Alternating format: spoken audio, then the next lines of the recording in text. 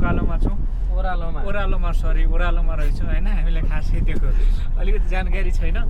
अगाडिबाट यस्तो कुहिरो लागेको छ हेर्नुहोस् होइन। तपाईँहरू यही बाटो आउनु लाग्नु भएको छ भने यो बाटो तपाईँहरू नआउनु होला। यस्तो कुहिरो छ, यी हेर्नुहोस् अगाडि हेर्नुहोस् त केही पनि देखिँदैन, केही पनि देखिरहेन। त्यही भएको कारणले गर्दा बाटो डेन्जर छ। तर राम्रो मौसम भयो होला आउनुहोस्, यस्तो खतम मौसम भयो होला यो बाटो नआउनुहोस् है त।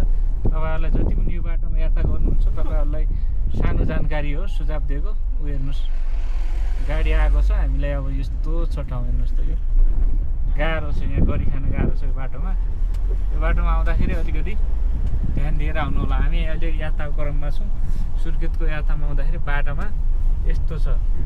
ठाडो हेर्नुहोस्, केही छ हजुरको प्रतिक्रिया?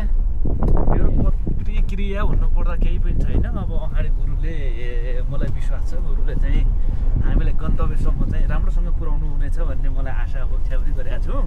अनि त्यसपछि अब बाटो एकदमै यो चाहिँ बाटोको अवस्था हेर्ने हो भने हेर्नुहोस्, दुईवटा गाडीको डिस्टेन्सको रूपमा दोहोरी 1 फिटको बिचमा मात्र गाडी आएको देखिन्छ भने त्योभन्दा टाढाको हामी केही पनि देख्दैनौँ।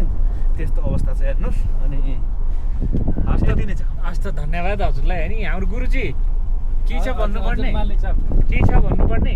बाटो कस्तो लागिरहेछ तपाईँलाई? घरतिर खबर गरिहाल्नु, घरसम्म पुगिन्छ कि पुगिँदैन। अनि त्यस्तो हामीले नडाउन सोच्नु हुने। हामी अवश्य राम्रोसँग पुग्नेछौँ। तपाईँको एकदम भरपूर विश्वास छ हामीलाई। र गुरुजी राम्रोसँग लिनु होला। हामी अब होइन अब राम्रोसँग चलाऊ। यस्तै गऱ्यो भने फेरि सेलेरी दिँदैन, रोकिदिन्छु यो महिनाको पनि।